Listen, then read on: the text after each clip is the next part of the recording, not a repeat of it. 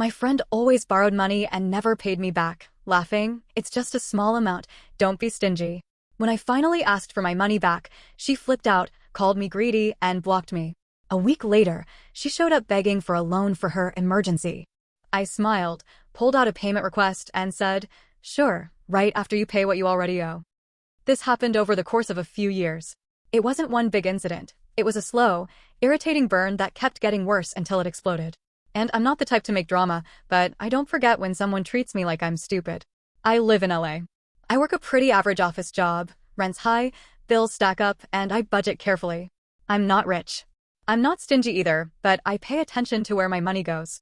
So when I started lending my friend Mira money, I figured it would be a one-time thing, maybe twice. We met at a cooking class in Culver City about 4 years ago. She was loud, funny, and easy to get along with.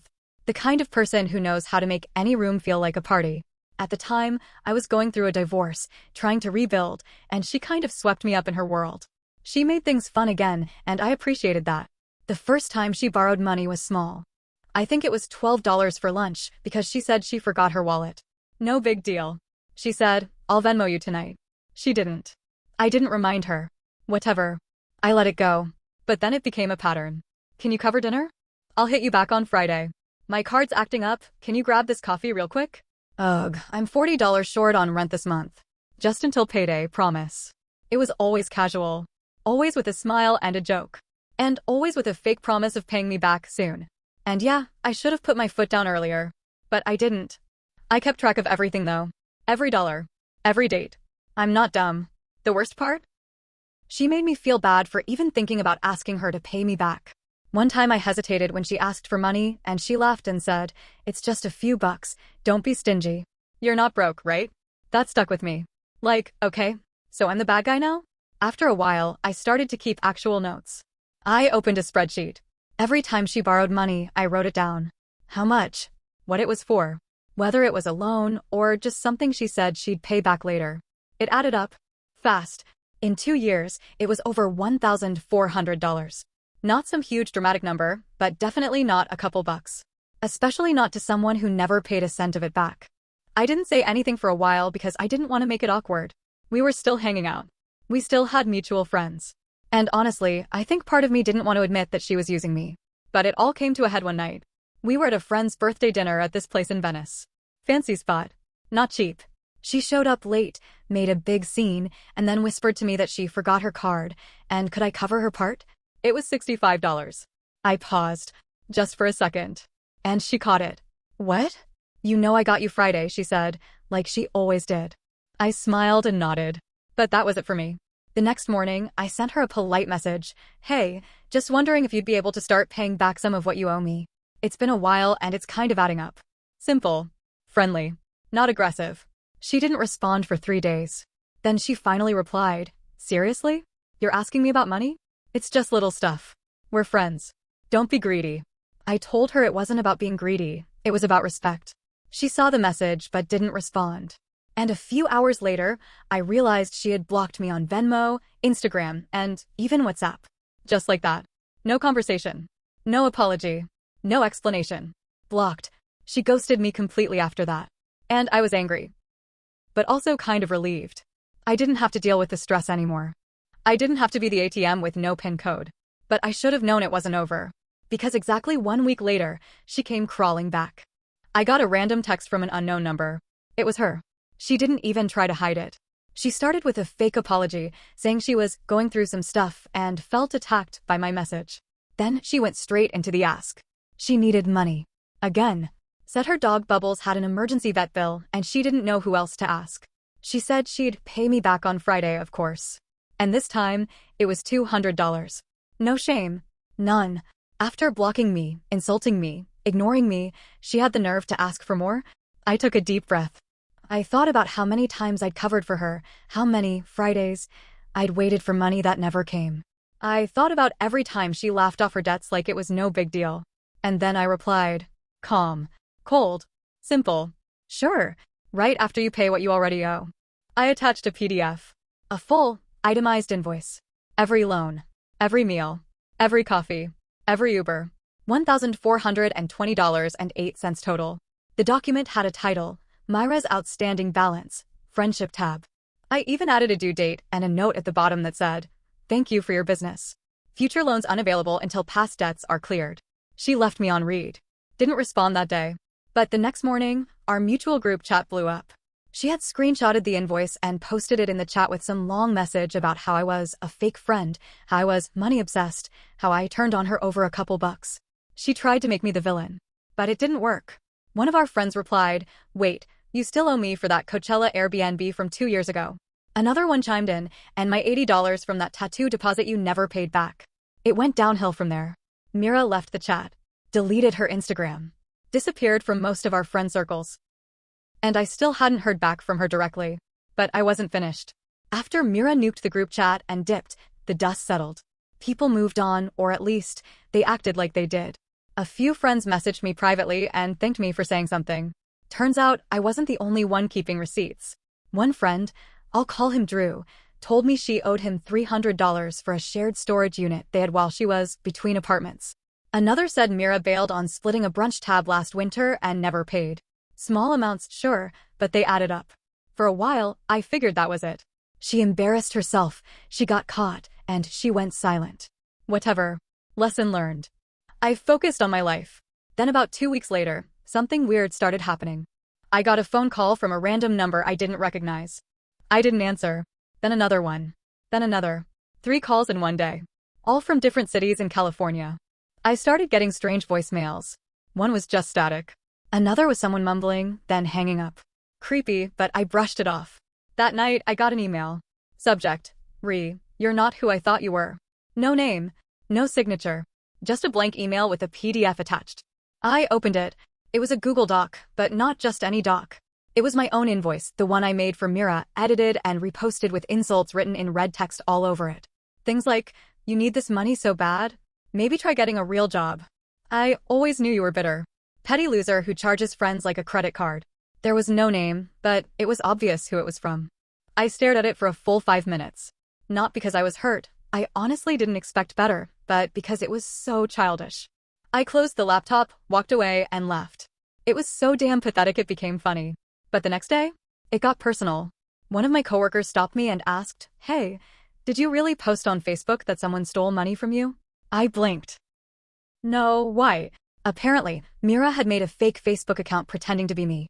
She joined a few neighborhood groups and posted about how someone had stolen over $1,400 from her, using my name, and warning others to be careful who you trust, even your own friends. She even used a profile picture from my Instagram. I reported it, took screenshots. It got removed eventually. But for a few hours, she tried to flip the script, and for people who didn't know the full story, it looked real. It didn't end there. I started noticing weird DMs on my real Instagram account. Strangers messaging me things like, "Wow, you really invoice people for dinner? You must be fun at parties. Get a life."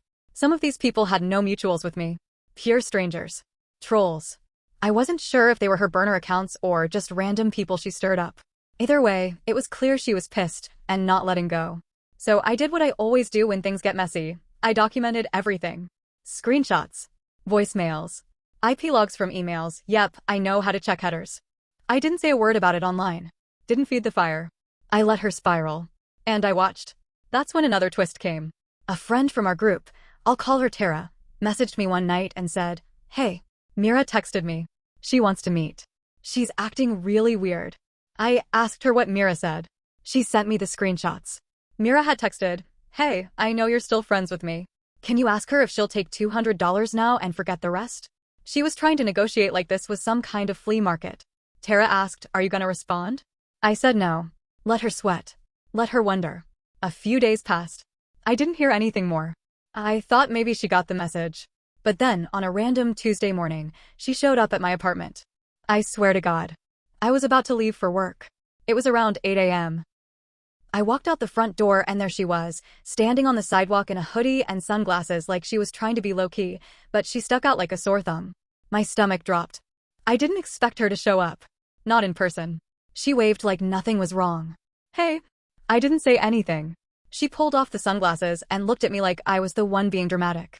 "I just want to talk." I kept my distance. I asked her how she found my address. She gave a little smirk and said, "You posted a picture outside your building once. Recognized the street. Creepy." She went into this long, fake-sounding apology. Said she was sorry for blocking me, sorry for losing her temper, and that she didn't mean to make things weird. She then asked if I would consider just starting fresh, and then I swear on everything she said, "I know I can't pay the whole thing, but maybe you could just let it go? For old time's sake. Let it go." $1,420.08. After the blocks. After the insults. After the fake account. After the harassment. She wanted me to forgive and forget because we used to be friends? I looked her in the eye and said, "You're lucky I haven't filed anything official yet." She scoffed. Tried to play it off. "It's not that serious." I said, "It's serious to me." And then I walked past her and left her standing there. I didn't look back. But I was shaking with adrenaline the entire drive to work. After that morning she showed up at my place, I expected her to disappear again. I thought maybe, just maybe, standing my ground in person would finally shut it all down. I was wrong. 2 days later, I came home from work to find something taped to my front door. At first, I thought it was another flyer or maybe some political nonsense. But when I peeled it off, I saw my own invoice, the one I made for her, printed out in full, with "pathetic" written across it in thick red Sharpie. No note. No signature. Just that. That's when I decided I was done being passive. I printed out every single screenshot I had. Every message. Every voicemail transcription. I filed a police report for harassment. They couldn't do much without physical threats, but I made sure it was on the record. I filed a civil complaint too. I wasn't actually planning to sue her yet, but just getting the paperwork in order made me feel like I wasn't helpless anymore. And I still didn't say a single thing to her. But that must have pissed her off more, because the next thing she did, she tried to turn my family against me. Mira somehow found my mom's Facebook profile. I still don't know how, maybe from an old post we were both tagged in years ago. But she messaged her, pretending to be a concerned friend, trying to resolve things privately. She wrote, "Hi, I'm reaching out about your daughter. I lent her money a while ago, and she's been sending me threatening messages and harassing me for months. I just wanted to warn you in case she does something drastic." I only found out because my mom forwarded the message and said, "What is this about?" I was speechless. I had to explain the whole thing to my mother like I was in middle school again. Show her screenshots. Show her everything. She believed me, of course, but the fact that Mira tried to drag my mom into this, that flipped a switch in me. So I took it a step further. Remember how Mira had deleted her social media after the group chat incident? Well, I found out she was still active on one platform, LinkedIn. Of all places. And you know what was on her profile? A part-time freelance event planner gig at a place I actually used to work for years ago. Small world. I made a few calls. I knew someone still working there. I asked them, casually, if Mira was doing any projects lately. They said yes, she was trying to organize a wellness event in downtown LA in a few weeks. That's when the idea hit me. I wasn't going to sabotage her event. I'm not cruel. But I did send a very polite, very professional email to the company with full documentation of the situation, screenshots, and the fact that she was impersonating me online and had been harassing me. I asked them to keep the email confidential. I just wanted to be sure they were aware of her behavior, given she was repping them in public. That was it. No drama. Just facts. 2 days later, her name disappeared from the event listing. No more, Mira S., lead organizer, at the bottom of the flyer. Gone. A few hours after that, I got a new email. This one was long. No hello. No name. Just a bitter wall of text. "I know what you did. You think you're smart? You think this makes you better than me? You'll always be a sad little control freak hiding behind invoices and petty revenge. You ruined my rep for what, $1,400? That's your price?" She ended it with, "I hope you're happy. I lost that gig because of you." I actually needed that money. And for a second, just a second, I almost felt bad. Almost. But then I remembered, I needed the money she owed me too. For groceries. For rent. For actual bills. And she laughed in my face when I asked for it. She didn't care when I needed it. She only cared when it finally came back around and bit her. Still, I didn't reply. I didn't gloat. I didn't send anything back. But things kept getting more unhinged. A week later, someone created a new email account under the name invoiceavenger@something.com and started spamming my work email. Not my personal, my work email. They sent me memes. Weird ones. Like an old cartoon of someone getting crushed under a pile of receipts. One email just said, "How's $1,420 treating you?" with the subject line, "Friendship charged." The IT guy had to block the domain. At this point, even my boss started noticing. Not in a disciplinary way, but she pulled me aside and asked if everything was okay. I had to explain just enough to make it make sense. That a former friend was lashing out over money, that it was being handled, and that it wouldn't affect my work. My boss nodded and said, "Sounds like you're dealing with a lunatic. Let us know if we need to get legal involved." She was on my side. But inside, I was boiling. This wasn't just about $1,400 anymore. This was about someone trying to bully me into silence. Someone who thought if they caused enough noise, I'd cave and let them off the hook. I didn't. And that's when I decided to really fight back. Not with threats. Not with insults. But with the same quiet persistence I'd always used. I went back through my records. I cleaned up the invoice. I added updated interest. Yes, legally allowed. Small claims court lets you apply interest in California if it's been long enough. The new total? $1,528.73. I printed it. Mailed a copy to her real address via certified mail. Signature required. Let's just say, she signed for it. You ready for what happened next? She signed for the certified mail. I knew that because I got the receipt back. Her signature looked rushed, like she was angry even writing it. But it was proof. She had the updated invoice. The interest. The new total. Everything. Still, she said nothing. Then, a week later, a message from a number I didn't know popped up on my phone. "I don't care how many letters you send. You're not getting a penny more." I didn't respond. I just stared at it. And something in me snapped, not in a loud way. In a cold, bone-deep kind of way. I wasn't going to be bullied anymore. I decided it was time to say something publicly. Not revenge. Not shaming.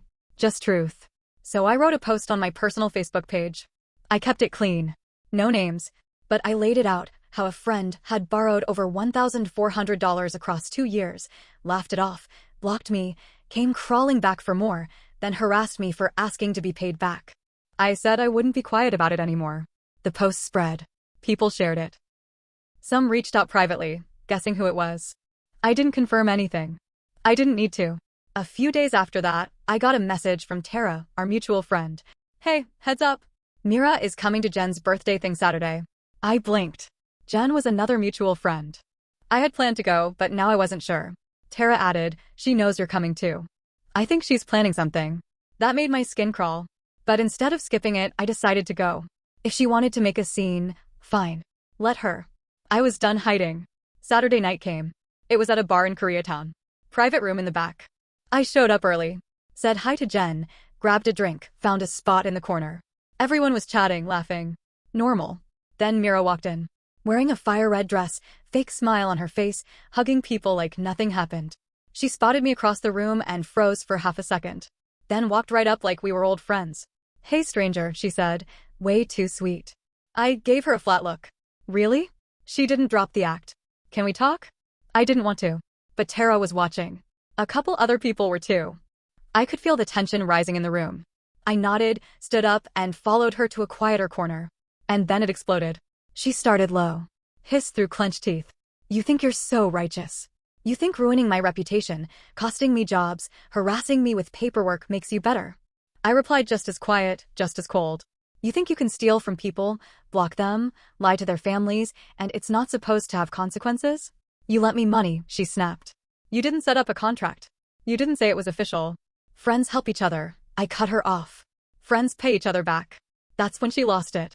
Her voice went up. Loud enough for people nearby to hear. "Oh my God, you are so obsessed with this stupid number. You probably sit at home polishing your spreadsheet like it's some kind of trophy. You know what? Keep your damn money. You clearly need it more than I do." I stared at her. Calm. But inside I was shaking. People had turned. Half the room was watching now. And then, from behind her, Drew, the guy she owed money for the storage unit, stepped in. "Mira," he said, quiet but firm. "Just stop." She turned to him, startled. "What? You've done this to all of us. It's not just about her." He looked around. "It's about everyone here you've used." Someone else chimed in. "You still owe me for that tattoo, by the way." Another, "I covered your lift last month. Twice." It snowballed. Voices from every corner of the room. Calm. Quiet. But firm. One by one, people started listing what she owed them. What she'd said. What she never paid back. It wasn't angry. It was like people had been holding their breath for years and were finally letting it out. Mira stood in the middle, frozen. Her face shifted, from fury to disbelief to something like fear. She looked around and realized she was alone. And then she did something I didn't expect. She sat down. Not stormed out. Not screamed. Just sat. Eyes glassy. Silent. For the first time ever, she had nothing to say. The room was silent for a beat. Then she stood up, looked at me, and said, almost whispering, I really needed that money. I just didn't know how to ask for help without lying. She turned to Drew. I wasn't trying to screw anyone over. I just kept thinking I'd fix it later. That I'd get back on my feet and make it right. Nobody said anything. She gave a weak laugh. Guess later never came. And then she walked out. No big scene. Just slipped out the door and vanished into the night. I didn't go after her. None of us did. After that, the party kept going, but it wasn't the same. People were quiet. Reflective. A little uncomfortable. Tara came over and hugged me. You okay? I nodded. I wasn't sure what I was feeling. It wasn't victory. It wasn't satisfaction. It was empty. It felt like burying something. Like finally pulling a rotten tooth out, relief, but also pain. A week later, I got an envelope in the mail. No return address. Inside was $500 in cash. No note. Just that. Over the next month, more envelopes came. Different amounts. All cash. All unsigned. Eventually, the full $1,528.73 was paid. Every cent. I haven't seen or heard from her since. Tara told me she moved back in with her sister somewhere in Riverside. Nobody really talks to her anymore. I think about her sometimes. About how it got that far. About how easy it is to ruin something good by pretending you're not drowning when you are. About how pride can make people cruel. I don't hate her. I probably should. But I don't. I think part of me still remembers the girl from that cooking class who made me laugh when I was broken. Who acted like she cared. That's the part that hurts the most. She made me doubt my own kindness. Made me feel like being generous was stupid. But I know now it wasn't. It's not wrong to help someone. It's only wrong to let them convince you it's your fault when they take advantage of it. I still lend money sometimes. I still help when I can. But now I don't feel guilty about having boundaries. I learned that trust without accountability is just a scam waiting to happen. And me? I'm okay. I'm not angry anymore. Just awake. That's enough.